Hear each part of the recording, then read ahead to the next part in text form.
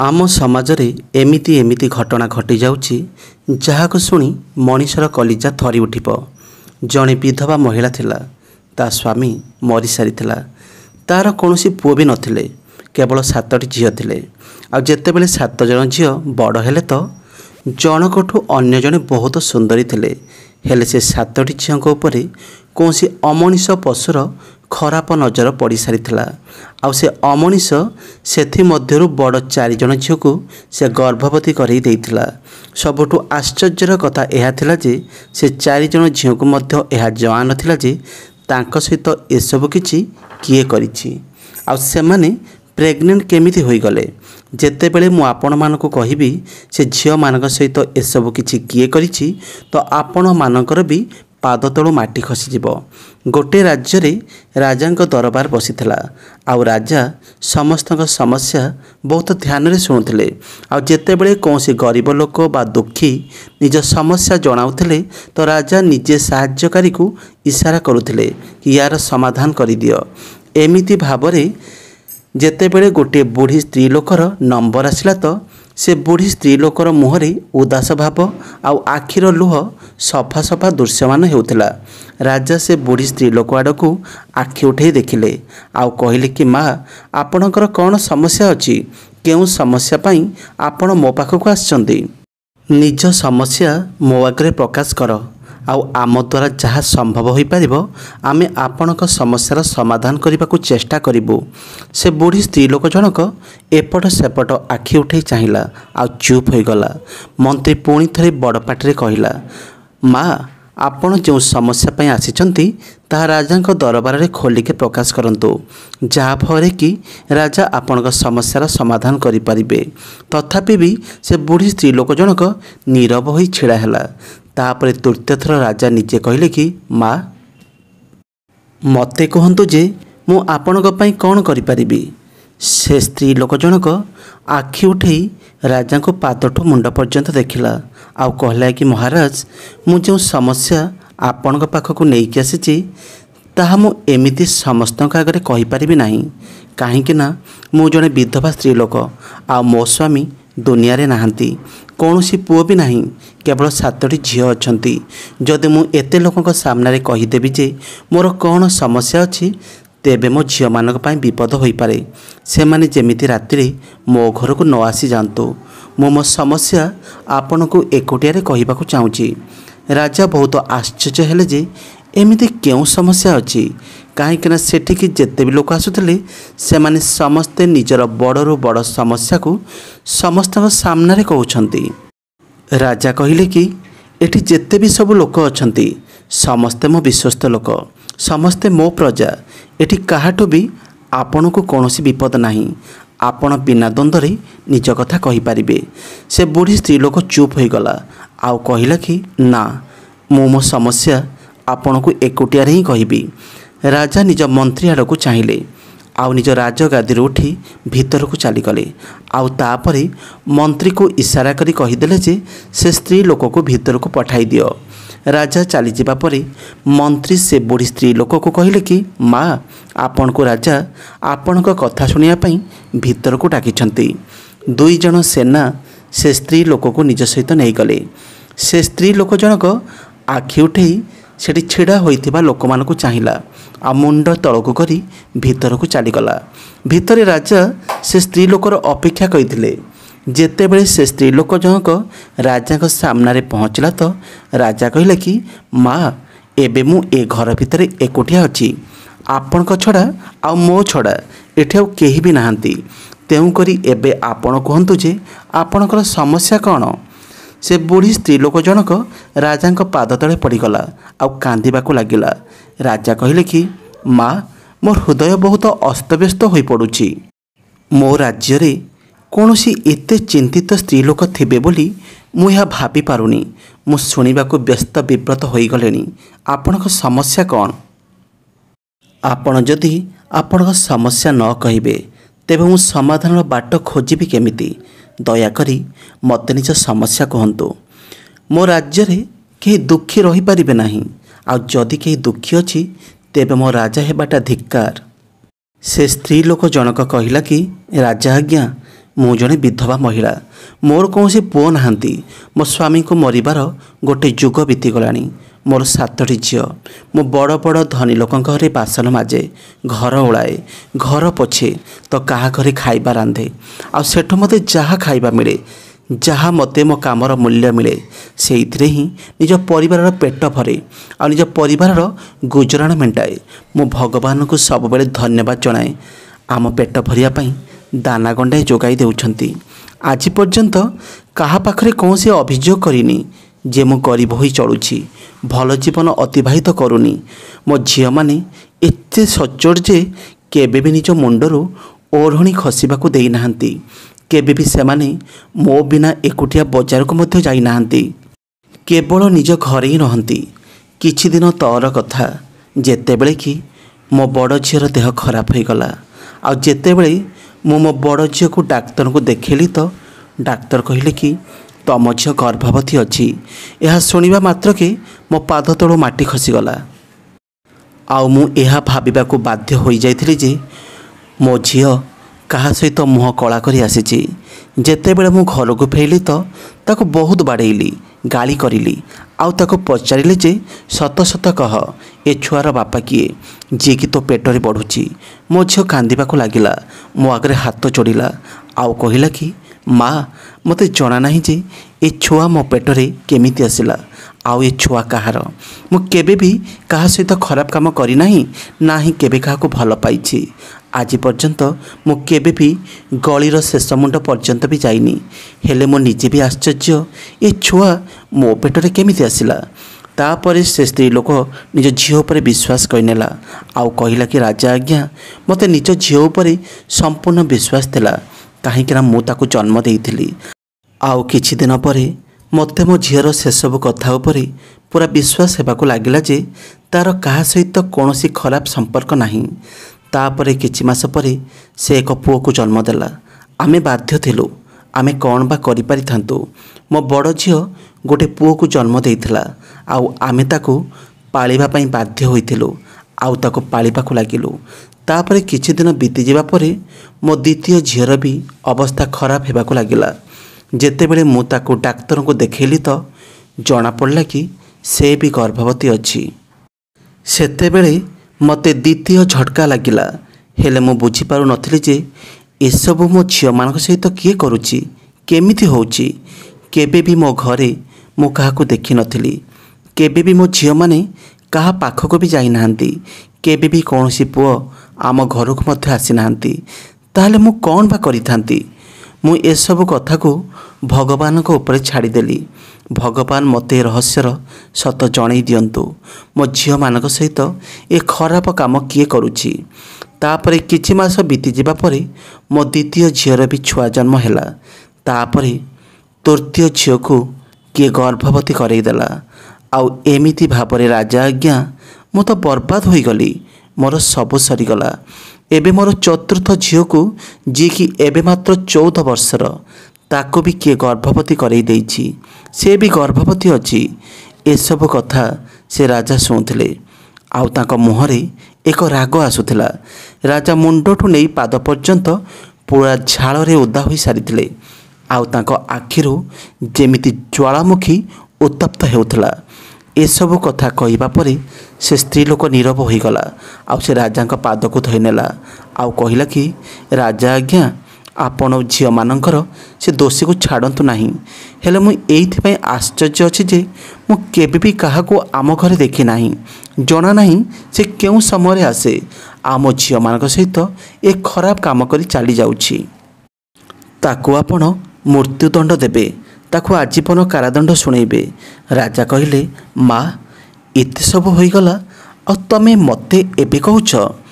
ଯେତେବେଳେ କି ତମ ଚତୁର୍ଥ ଝିଅ ସହିତ ସେ ଲୋକ ଖରାପ କାମ କରି ଚାଲିଗଲା, କାଶ ତମେ ମୋତେ ଯେତେବେଳେ ତମ ପ୍ରଥମ ଝିଅ ସହ ଏସବୁ ହୋଇଥିଲା, ତା ପେଟରେ ଗର୍ଭ ରହିଯାଇଥିଲା, ସେତେବେଳେ ଯଦି ତମେ ମୋ ପାଖକୁ ଆସିଯାଇଥାନ୍ତ, ତେବେ ବୋଧେ ତମ 3 ଝିଅ ଏ ଖରାପ କାମର ଶିକାର ହେବାରୁ ବଞ୍ଚି ଯାଇଥାନ୍ତେ ଆଉ ତମକୁ ଏ ଅପମାନର ମୁହଁ ଦେଖିବାକୁ ପଡ଼ିନଥାନ୍ତା। ହେଲେ ତମ ଭଳି ଅନେକ ଗରିବ ଲୋକମାନେ ନିଜ ମାନ ସମ୍ମାନ, ଏ ସମାଜ କ'ଣ କହିବ, ଗାଁ ଲୋକ କ'ଣ କହିବେ, ପଡ଼ୋଶୀ କ'ଣ କହିବେ, ଏସବୁକୁ ଆଖି ଆଗରେ ରଖି ସେ ବିଷକୁ ପିଇନିଅ।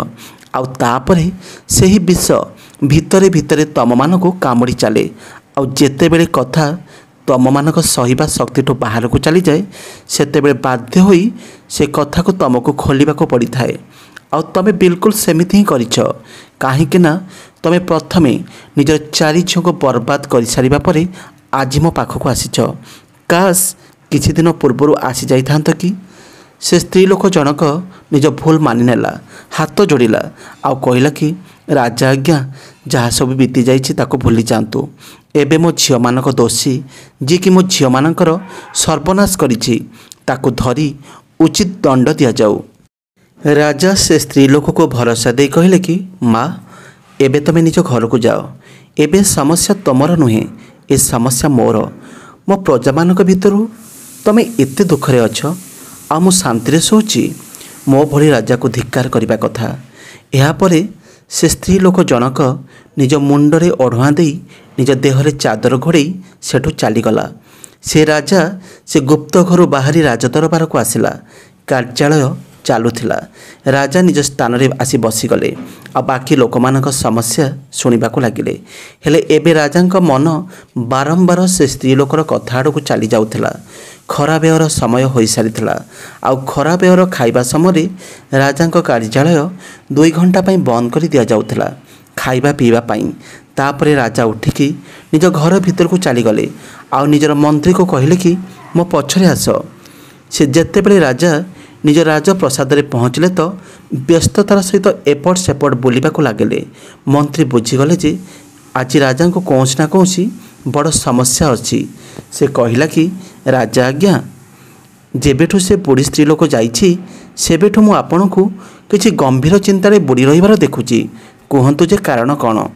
ରାଜା କହିଲେ କି ଆମ ପ୍ରଜାମାନଙ୍କ ଭିତରେ ଏମିତି ଲୋକ ଅଛନ୍ତି, ଏମିତି ଅମଣିଷ ପଶୁ ଅଛନ୍ତି ଯେ ସେ କାହା ଇଜ୍ଜତ ସହିତ ଖେଳିବା ପୂର୍ବରୁ ଥରୁଟିଏ ହେଲେ ବି ଭାବୁନାହାନ୍ତି। ଏହା ବି ଭାବୁନାହାନ୍ତି ଯେ ଯଦି ତାଙ୍କର ଏ ସତ ଜଣାପଡ଼ିଗଲା ତେବେ ଆମେ ତାକୁ ମୃତ୍ୟୁଦଣ୍ଡରୁ କମ୍ ଦେବା ନାହିଁ। ଆମ ଡର କ'ଣ ଲୋକମାନଙ୍କ ମନରୁ ବାହାରିଗଲାଣି? ମନ୍ତ୍ରୀ ଏହା ଭାବିବାକୁ ଲାଗିଲା କି ଆଜି ରାଜା ଏସବୁ କ'ଣ କହିଯାଉଛନ୍ତି, କିଛି ବି ବୁଝି ହେଉନି। ମନ୍ତ୍ରୀ ଜଣକ କହିଲା କି ରାଜା ଆଜ୍ଞା, ଆପଣ ମୋତେ ସଫା ସଫା କୁହନ୍ତୁ, ବୁଢ଼ୀ ଆପଣଙ୍କୁ କ'ଣ କହିଲା, ଯେଉଁଥିପାଇଁ କି ଆପଣ ଏତେ ଚିନ୍ତିତ ଜଣାପଡ଼ୁଛନ୍ତି? ତାପରେ ସେ ରାଜା ନିଜ ମନ୍ତ୍ରୀକୁ କହିଲେ କି ଏମିତି ଭାବରେ ମୋ ରାଜ୍ୟରେ କେହି ଜଣେ ଅମଣିଷ ଅଛି, ଯିଏକି ତା ଘରେ ଚନ୍ଦ୍ରଗ୍ରହଣ ପରି ଲାଗିସାରିଛି। ତା'ର 4 ଝିଅଙ୍କୁ ସେ ଗର୍ଭବତୀ କରିଦେଇଛି। ଆଉ 3 ଜଣଙ୍କର ଛୁଆ ବି ଜନ୍ମ ହୋଇସାରିଲାଣି। ଏବେ 4ର୍ଥ ଝିଅ ଉପରେ ବି ସେ ଆକ୍ରମଣ କରିଦେଇଛି। ଏବେ ତ ବାକି 3 ଜଣ ଝିଅଙ୍କର ଇଜ୍ଜତ ବି ଏବେ ବିପଦରେ ଅଛି। ମୁଁ ଚିନ୍ତିତ ଅଛି ଯେ କ'ଣ କରିବି, କେମିତି ତାକୁ ଧରିବି, ସେ କେତେବେଳେ ଆସେ ଆଉ କ'ଣ କରେ। ସେ ଝିଅମାନଙ୍କୁ ଏ ବିଷୟରେ ଜଣାପଡ଼ିପାରୁନାହିଁ ଆଉ ସେମାନଙ୍କ ସହିତ ଏମିତି ଖରାପ କାମ କରି ଚାଲିଯାଉଛି। ମନ୍ତ୍ରୀ ଆଉ ରାଜା 2 ଜଣ ଚିନ୍ତିତ ଥିଲେ। 2 ଜଣ ଏପଟ ସେପଟ ବୁଲୁଥିଲେ ଆଉ କିଛି ଭାବୁଥିଲେ। ଠିକ୍ ସେତିକିବେଳେ ମନ୍ତ୍ରୀ ରାଜାଙ୍କୁ କହିଲା କି ମୋ ମନରେ ଏକ ଉପାୟ ଆସିଛି, ଯଦି ଆପଣ କହିବେ ତେବେ ମୁଁ ପ୍ରକାଶ କରିବି। ରାଜା କହିଲେ କି ଜଲ୍ଦି କୁହ, କ'ଣ ଉପାୟ ଅଛି, କାହିଁକି ନା ମୁଁ ତାକୁ ଯେତେ ଜଲ୍ଦି ସମ୍ଭବ ଧରିବାକୁ ଚାହୁଁଛି। ତାପରେ ମନ୍ତ୍ରୀ ରାଜାଙ୍କ କାନରେ କିଛି କହିଲା ଆଉ ତାପରେ 2 ଜଣଙ୍କ ଭିତରେ କଥା ସ୍ଥିର ହୋଇଗଲା। କାହାଣୀଟି ଆଗକୁ ବହୁତ ଦମଦାର ଅଛି ଆଉ ସସ୍ପେନ୍ସ ବି ଅଛି। ଚ୍ୟାନେଲକୁ ଶୀଘ୍ର ସବସ୍କ୍ରାଇବ୍ କରିଦିଅନ୍ତୁ। ତେବେ ଚାଲନ୍ତୁ କାହାଣୀ ଆଡ଼କୁ ବଢ଼ିବା।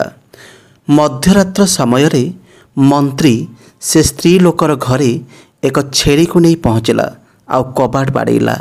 ଭିତରୁ ସେ ବୁଢ଼ୀ ସ୍ତ୍ରୀ ଲୋକ ବାହାରିଲେ ଆଉ କହିଲେ କି ମନ୍ତ୍ରୀ ଆଜ୍ଞା, ସମୟ ଆସି ରାତି 2ଟା ହେଲାଣି, ହେଲେ ଆପଣ ଏଠିକି କ'ଣ କରିବା ପାଇଁ ଆସିଛନ୍ତି?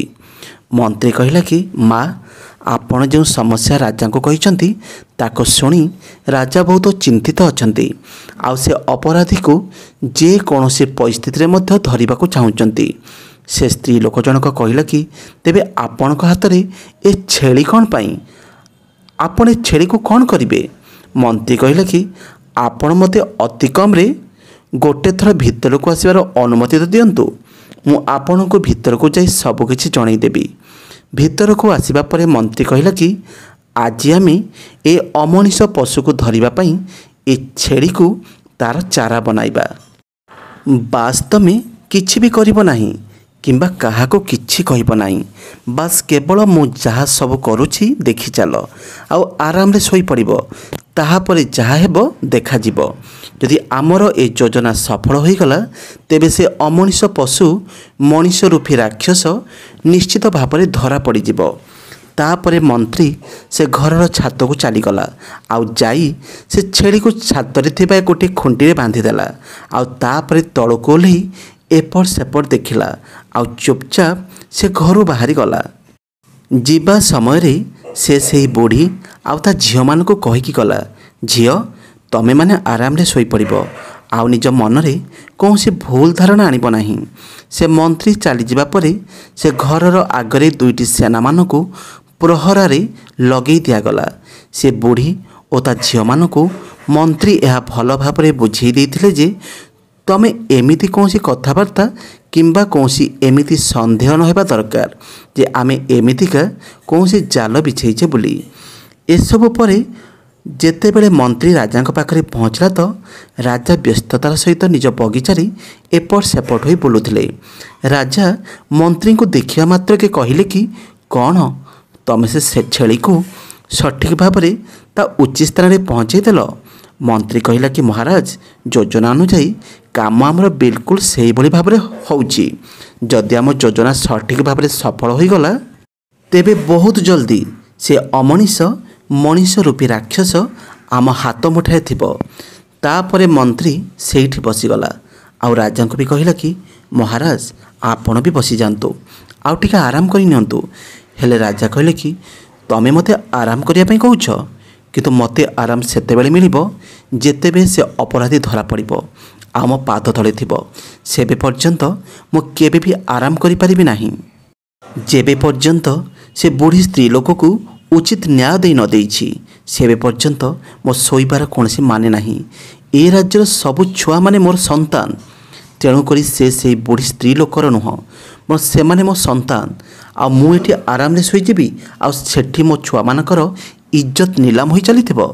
एमिति केबे भी होई परिबो नाही। रात्रर अधा प्रहर रे अचानक एक छाया माने गोटे लोक से बुढ़ीर छात उपर को आसिला आउ तापरे छातरू पहाच आड़क जावाक लगिला।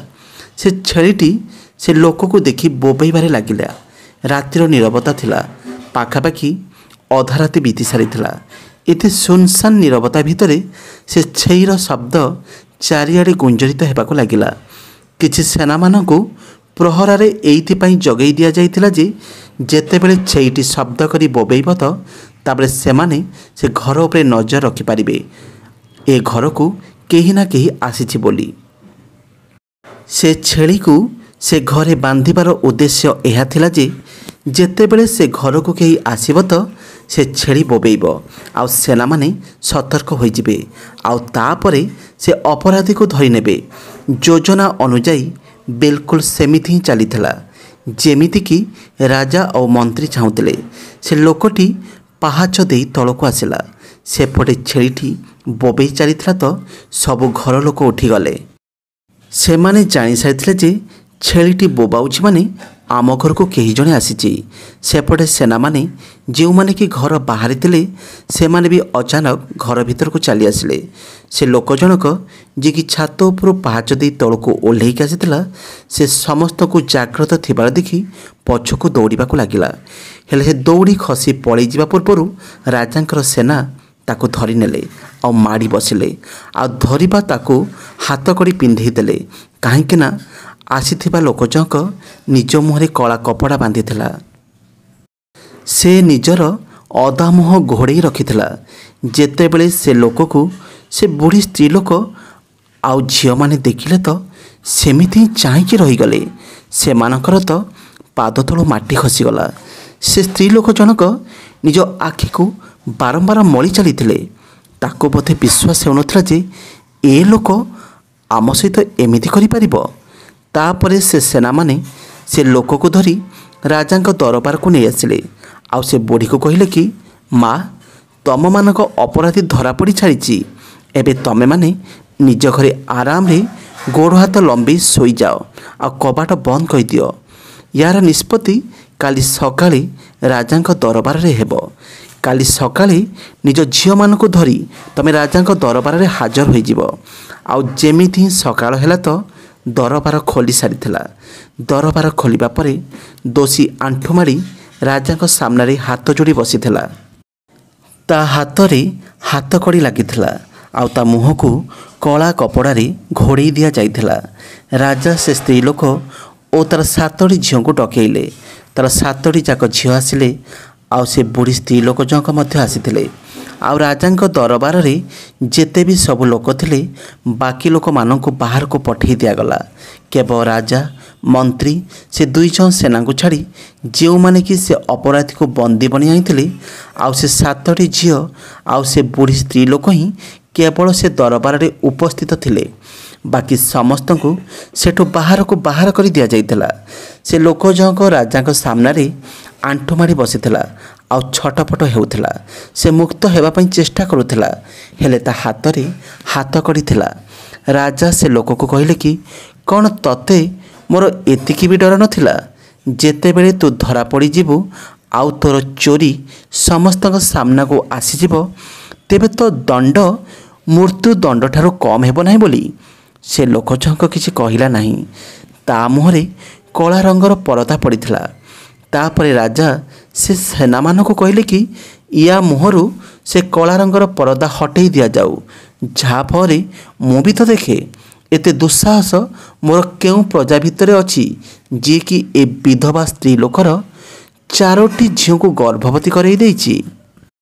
ଏବେ ଯେତେବେଳେ ତା ମୁହଁରୁ ସେ କପଡ଼ା ଉଠେଇ ଦିଆଗଲା, ତା ଚେହେରା ସମସ୍ତଙ୍କ ସାମ୍ନାକୁ ଆସିଲା। ସେ ସ୍ତ୍ରୀ ଲୋକ ଆଉ ତା ଝିଅମାନେ ତା ମୁହଁକୁ ଛିପ ପକାଇଦେଲେ।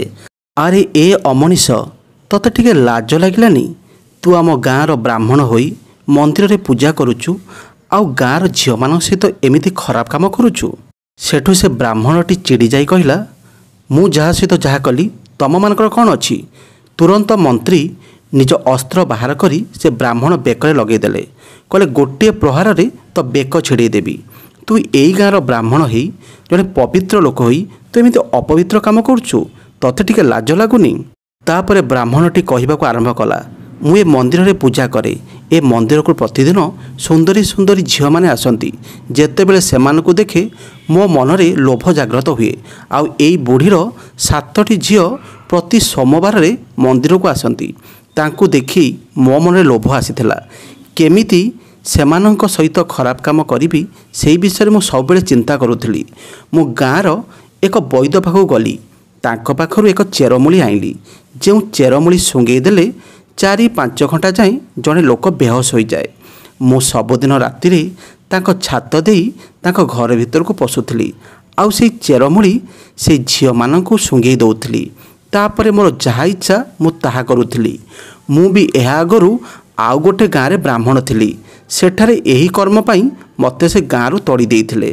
ସେଥିପାଇଁ ମୁଁ ଏ ଗାଁରେ ବିଗତ 1 ବର୍ଷ ଧରି ରହିଛି।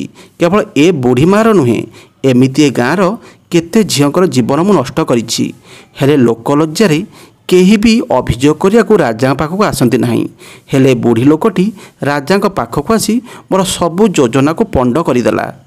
ତୁରନ୍ତ ରାଜା ନିର୍ଦ୍ଦେଶ ଦେଲେ, ଏମିତି ଏକ ଅମଣିଷ ପଶୁକୁ ଏ ରାଜ୍ୟରେ କ'ଣ, ଏ ସମାଜରେ, ଏ ଦୁନିଆରେ ରହିବାର କୌଣସି ଅଧିକାର ନାହିଁ। ତୁରନ୍ତ ଏହାକୁ ଫାଶୀ ଦଣ୍ଡ ଦିଆଯାଉ। ତାପରେ ସେ ବ୍ରାହ୍ମଣଟିକୁ ଗାଁର ମଝିରେ ଏକ ଶୂଳୀରେ ଫାଶୀ ଦଣ୍ଡରେ ଦଣ୍ଡିତ କରାଗଲା ଏବଂ ସମସ୍ତେ ତା ଉପରକୁ ପଥର, ଛେପ ଏସବୁ ପକାଉଥିଲେ। ଏହା ଥିଲା ଆଜିର କାହାଣୀ। ଯଦି ଆଜିର କାହାଣୀଟି ଆପଣଙ୍କୁ ଭଲ ଲାଗିଥାଏ ନିହାତି ରୂପେ ସବସ୍କ୍ରାଇବ୍ କରିଦେବେ।